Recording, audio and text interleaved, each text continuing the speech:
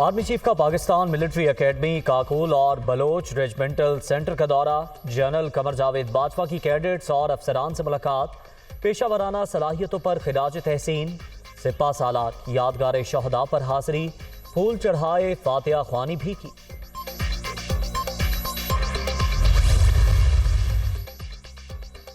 वज़ीर ख़ज़ाना इसहाक डार का पेट्रोलियम मसनूआत की कीमतें बरकरार रखने का ऐलान। पेट्रोल, डीजल, मट्टी के तेल की कीमतों में एक बार फिर रद्दोबदल नहीं किया गया।